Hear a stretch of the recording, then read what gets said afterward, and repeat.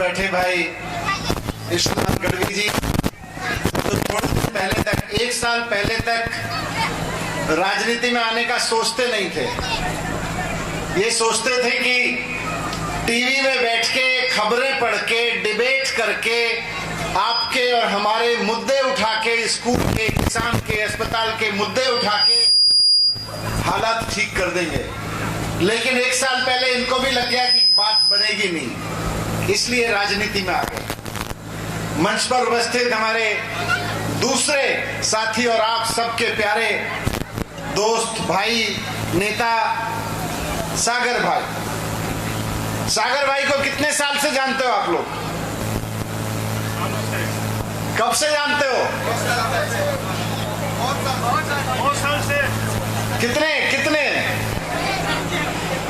यहाँ पे बैठे हुए बहुत सारे नौजवान बैठे हैं, बच्चे बैठे हैं, थोड़े कॉलेज प्लस वाले। आप लोगों की उम्र इतनी नहीं है जितने साल से सागर भाई इस इलाके के मजदूरों के लिए और किसानों के लिए काम कर रहे हैं। सागर भाई एक बार आगे आ जाइए।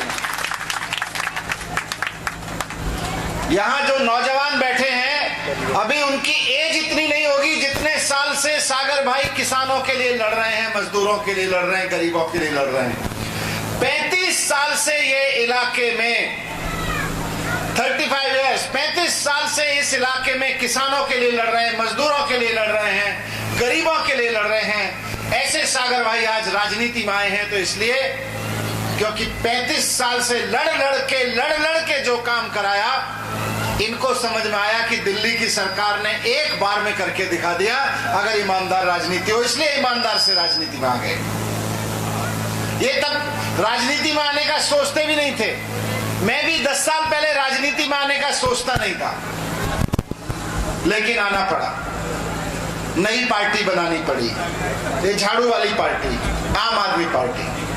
हम लोगों को, मैं दिल्ली से आया हूं, जितनी बातें आपके बीच ईश्वरदान भाई ने कही, हमको राजनीति नहीं आती। ये सागर भाई को तो बिल्कुल नहीं आती है। इनको अभी कोई किसान आके बोलेगा मेरी जमीन छीन ली, मेरी जमीन पे ये हो गया, सरकार ये गड़बड़ कर रही है, उसके साथ बस में बैठ के चले जाएंगे, सरकारी दफ्तर में बैठ के लड़ आएंगे उससे, बाबू से जो रिश्वत मांग रहा होगा। इनको राजनीति नहीं आती। कोई बहन इनको आके बोलेगी मेरा ये हक मारा जा रहा है, मेरे को कुछ मदद चाहिए, उसकी मदद के लिए आगे आ जाएंगे, लेकिन राजनीति नहीं आती। ये ईश्वरदान भाई को भी राजनीति नहीं आती, इनको टीवी एंकरिंग करनी बड़ी अच्छी आती है। हमको भी राजनीति नहीं आती।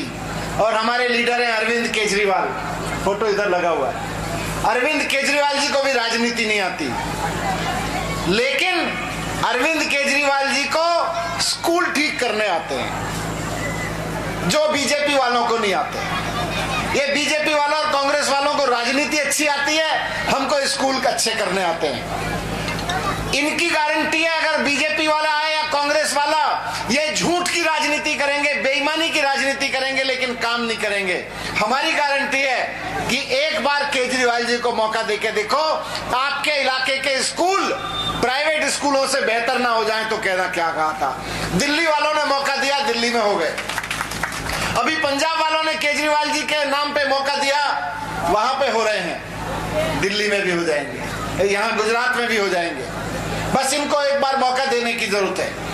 ये परिवर्तन मांग रहा है। 27 साल से जिस चीज का आप इंतजार कर रहे थे कि कोई तो पार्टी आए जो हमारे बच्चों के लिए अच्छे स्कूल बनाए। शिक्षा से परिवर्तन आता है। अगर घर का बच्चा पढ़ जाए तो जिंदगी उसकी नहीं संवरती है, पूरे परिवार की संवरती है। लेकिन बीजेपी जानबूझ के परिवारों को अनपढ़ रखना चाहती है, क्योंकि अगर बच्चे पढ़ लिख गए तो इनके बहकावे में नहीं आएंगे। इसलिए आज केजरीवाल जी पे भरोसा करके एक मौका केजरीवाल जी को दीजिए, बड़े परिवर्तन के लिए, स्कूलों में परिवर्तन के लिए, अस्पतालों में परिवर्तन के लिए। आपके यहाँ आराम से मोहल्ला क्लिनिक बन जाए, गांव-गांव में एमबीबीएस डॉक्टर आपका इलाज करने लगे आके, उसके लिए, रोजगार के लिए, और सबसे बड़ी चीज बिजली के लिए। आप लोग मेहनत करते हैं, मजदूरी करते हैं, उसके बाद में बिजली के बिल भरते हैं महंगे महंगे। ये बीजेपी वाले कहते हैं फ्री की बिजली नहीं मिलनी चाहिए, बिजली तो महंगी होनी चाहिए। केजरीवाल जी को बिजली के बिल जीरो करने आते हैं। ये आम आदमी पार्टी वालों को बिजली के बिल बिल जीरो करने आते हैं। तो मैं आपके बीच आया यही रिक्वेस्ट करने के लिए कि गुजरात में इस बार बहुत बड़ा परिवर्तन होने जा रहा है। इस बार पार्टी नेता मुख्यमंत्री नहीं बदलेंगे, बल्कि बदलेंगे इस बार स्कूल, बदलेंगे इस बार अस्पताल, बदलेंगे इस बार वो पेपर जो हर बार फूट जाते हैं, लीक हो जाते हैं और हमारे बच्चे एग्जाम नहीं दे पाते, नौकरी नहीं दे पाते, बदलेंगे वो। बदलेंगे इस बार जीरो बिजली के बिल, जो बिजली के बिल हजारों रुपए के आते हैं, इस बार बदलेंगे, जीरो आने शुरू हो जाएंगे। माताएं बहनें जो सोचती हैं 200 रुपए 100 रुपए अपने कुछ ले आए, उनके लिए कुछ नाती पोते आते हैं घर में, उनके लिए कुछ कर दें, बेटी आती है उसके लिए कुछ कर दें, कुछ अपने लिए कर लें, उनको 1000 रुपए हर महीने मिलेगा। बदलेगा इस बार ये, बदलेगा इस बार ये कि लाखों नौकरियां लगेंगी। जो दिल्ली में करके दिखाया वो पंजाब में करके दिखा रहे हैं और फिर गुजरात में करके दिखाएंगे। लाखों नौकरियां लगेंगी और जब तक नौकरी नहीं लगेगी, नौजवान को 3000 रुपए का बेरोजगारी भत्ता दिया जाएगा। इस बार बदलेगा ये, इस बार ईमानदारी के लिए बदलिए, काम करने वाले के लिए बदलिए। बहुत बार बदलने के लिए कोशिश कर ली आपने, 35 साल हो गए एक्टिविस्ट करते हुए, काम करते हुए, लेकिन चीजें नहीं बदली। यहाँ पे कभी कांग्रेस आ गई, कभी बीजेपी आ गई, बीजेपी आ गई, 27 साल से बीजेपी है। तो मैं आपके बीच यही कहने आया कि जितना आप परिवर्तन की बात करेंगे, उतना इस बात की गारंटी है कि हमारे बच्चों के लिए अच्छे स्कूल बनेंगे, क्योंकि हमें स्कूल बनाने आते हैं। दिल्ली में करके दिखाया, अभी गुजरात में करके दिखाएंगे। अस्पताल बनाने आते हैं, बिजली के बिल जीरो करने आते हैं, ये सब आता है।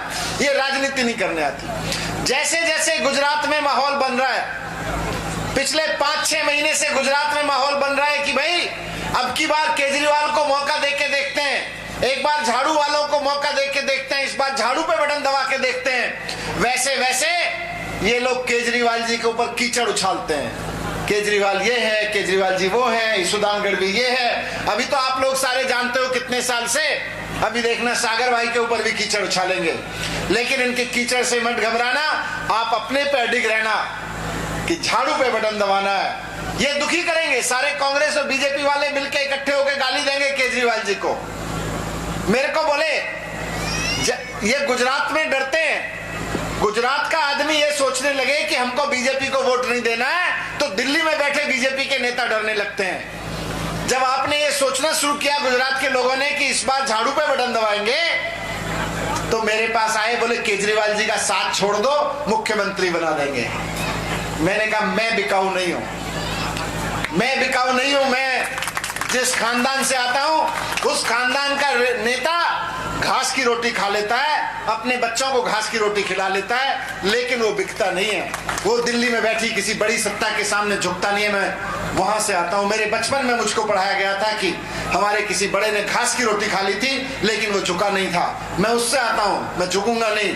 ये मुख्यमंत्री के लिए मुझे झुकाना पहले मुझे डराया, बोले सीबीआई से फंसा देंगे, ईडी से फंसा देंगे, गिरफ्तार करवा देंगे, जेल में डलवा देंगे। मैंने कहा डलवा दो, मैंने कोई चोरी नहीं की, तो मेरे को डलवाने से क्या डरता है? डरेगा वो जिसने चोरी की हो, मैं तो डरता नहीं। तुम 2 महीने 1 महीने के लिए जेल में डाल देना, अदालत बोलेगी चोरी कहाँ हुई है, निकाल देगी बाहर मेरे को, मुझे अदालत पे भरोसा है। तो बोले तुम तोड़ के आ जाओ, कितने विधायक है तुम्हारे साथ, मुख्यमंत्री बना देंगे। मैंने कहा मैं गद्दारी नहीं करूंगा, मैं स्कूल ठीक करने आया हूँ, मुख्यमंत्री बनने नहीं आया। मैं अस्पताल बनाने आया हूँ, मुख्यमंत्री बनने नहीं आया। मैं नौकरी देने आया हूं, मुख्यमंत्री बनने नहीं आया। मैंने मना कर दिया। अभी आपके पास भी आएंगे, आपको ये कर देंगे, वोट दे दो, वोट दे दो, वोट दे दो। ये बीजेपी वाले वोट मांगते हैं फ्री में, और बाद में अगर उनको कहो बिजली दे दो, तो बोले जनता को फ्री में कुछ नहीं मिलना चाहिए, पढ़ाई नहीं मिलनी चाहिए, रोजगार नहीं मिलना चाहिए। तो आप सबके बीच यही निवेदन, यही विनती करने आया हूं कि इस बार झाड़ू पे बटन दबा के केजरीवाल जी को एक मौका जरूर दें। आप देखेंगे कि 5 साल में दिल्ली का बदल गया, पंजाब का बदल रहा है और गुजरात का माहौल भी बदलेगा। भारत